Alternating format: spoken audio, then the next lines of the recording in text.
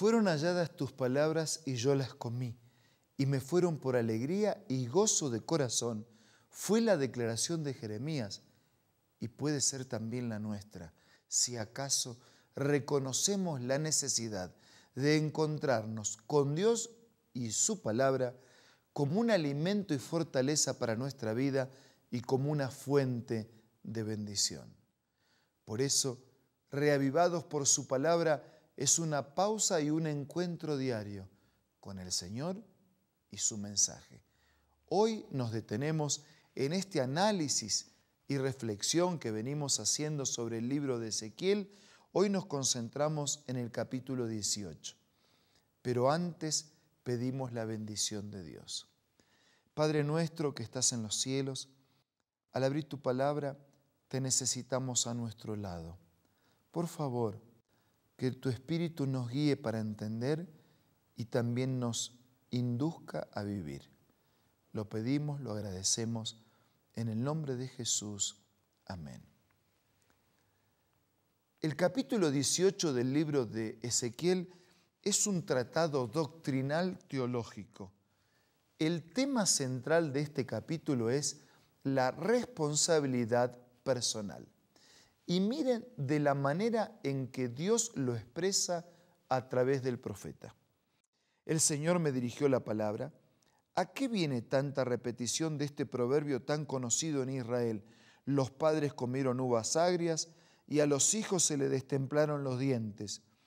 Yo, el Señor omnipotente, juro por mí mismo que jamás se volverá a repetir este proverbio en Israel. El proverbio decía, ¿no?, que los padres comieron uvas agrias y los hijos se llevaron las consecuencias. Él dice, en Israel este proverbio no se va a repetir más. ¿Por qué? ¿Qué estaba queriendo decir el Señor a través del profeta? Versículo 4. La persona que peque morirá. Sepan que todas las vidas me pertenecen, tanto la del Padre como la del Hijo. Este pasaje entonces nos muestra que no hay un pecado original. El pasaje dice, la persona que peque morirá. Todas las vidas me pertenecen, tanto la del Padre como la del Hijo. Es decir, cada uno da cuenta a Dios por sus propios pecados. Sigamos leyendo. Versículo 5.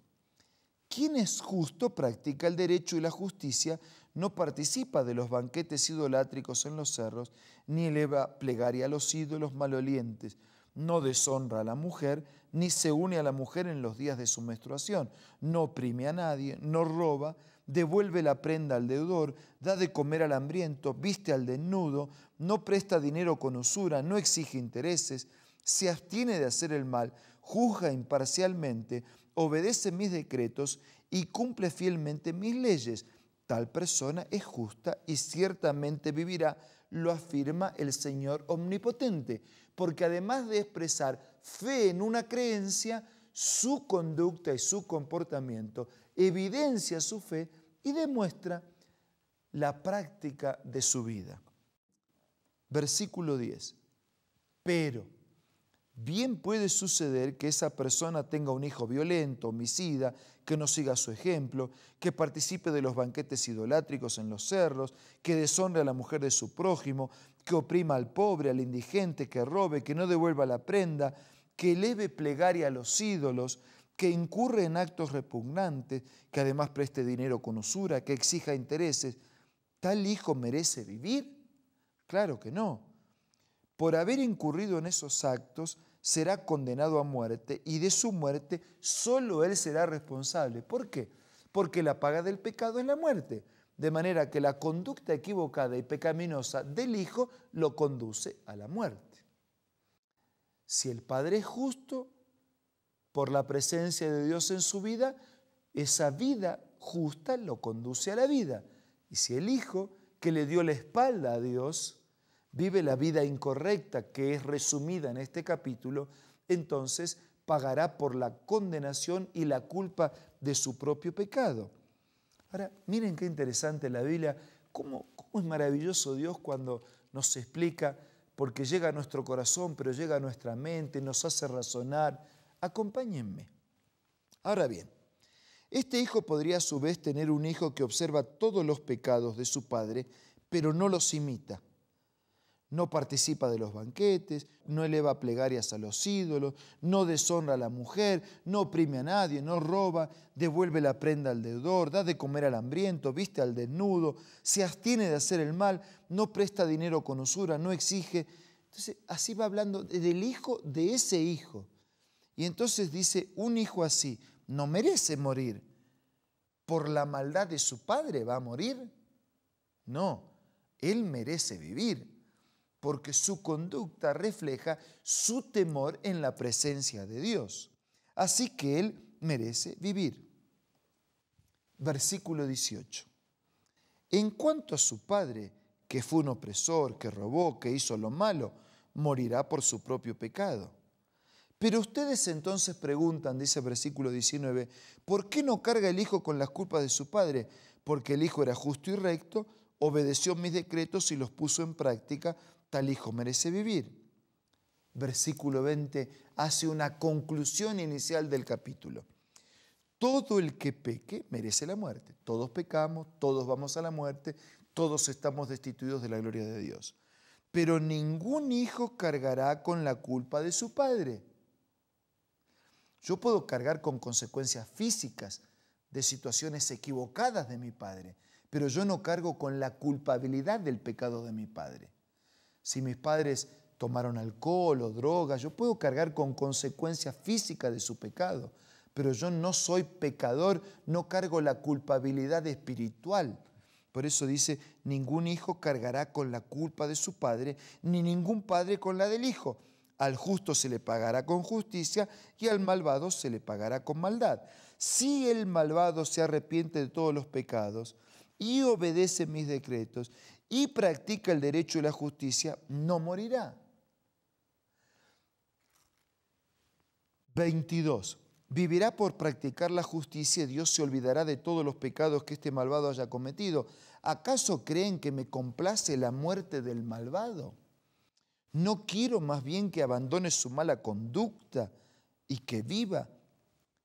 Dios no busca la muerte del malo, lo que Dios busca es la transformación, lo que Dios busca es la conversión, lo que Dios busca es que el pecador deje de ser pecador, que se refugie en Cristo para perdón de los pecados y que viviendo con Cristo pueda ser vencedor de los pecados. Eso es lo que Dios quiere. Dios no busca la muerte del pecador. Al contrario, Él murió para salvar a los pecadores. Solo que los pecadores que lo rechazan su salvación, también rechazan la vida que quiere ofrecernos. ¿Acaso creen que me complace la muerte del malvado? ¿No quiero más bien que abandone su mala conducta y que viva? Si el justo se aparta de la justicia y hace lo malo y practica los mismos actos repugnantes del malvado, ¿merece vivir? No, sino que morirá por causa de su infidelidad y de sus pecados. Si el justo se aparta, también recibe las consecuencias. Y si el malo se aparta, también recibe la bendición. Ustedes dicen, 25, el Señor es injusto, pero escucha, pueblo de Israel, ¿en qué soy injusto? ¿No son más bien ustedes los injustos? Cuando el justo se aparta de la justicia, cae en la maldad y muere, pero muere por su maldad. No muere por la justicia de Dios, muere por su maldad.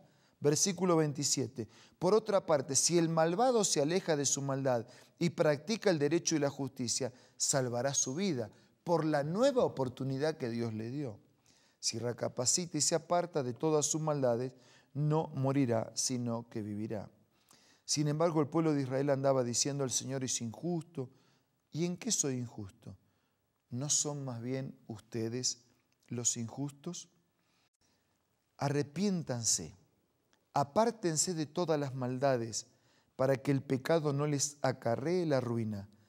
Arrojen de una vez por todas las maldades que cometieron contra mí, háganse de un corazón, de un espíritu nuevo. ¿Por qué habrás de morir, pueblo de Israel?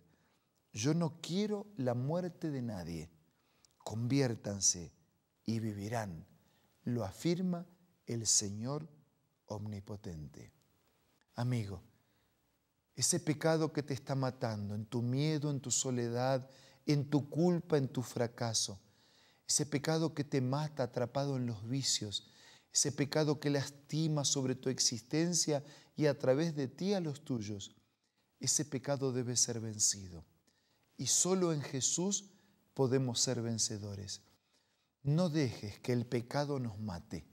Jesús vino para terminar con los pecados y para salvar a los pecadores. Sé entonces un pecador arrepentido que acepta el sacrificio del Señor y la oportunidad de salvación. No dejes para después. Ahora presenta tu vida en las manos de Dios.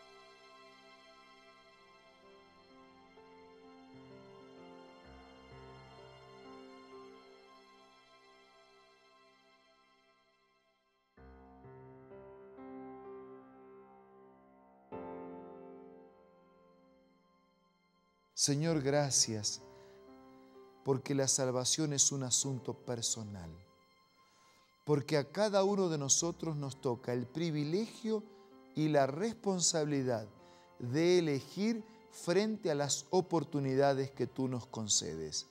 Señor, coloca tu Espíritu en nosotros. Que la muerte de Jesús sea válida para cada uno, que arrepentidos nos refugiemos en el Señor y por su gracia seamos vencedores sobre el pecado. Y que en breve, cuando regreses y el pecado termine para siempre, podamos vivir contigo por toda la eternidad. Bendice a todos nuestros amigos. Hermanos, dale la paz del perdón y dale la alegría de la victoria. En el nombre de Jesús. Amén.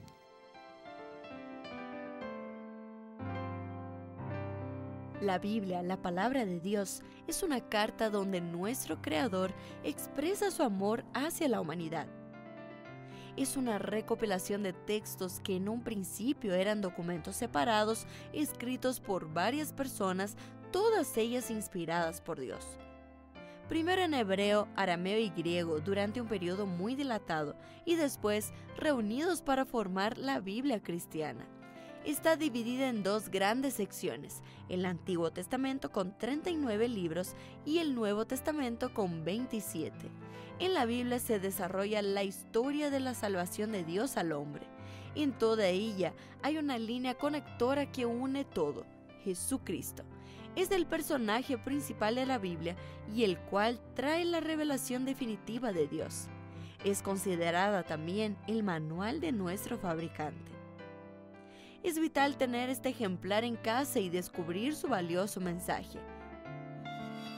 Busca también en tu App Store o Play Store y encontrarás varias opciones. No olvides descargar también el aplicativo Reavivados por su palabra y sigue la secuencia de su lectura. La Biblia es la palabra de Dios. Muchas gracias por su compañía nuevamente. Nos encontramos mañana para seguir siendo reavivados por su palabra.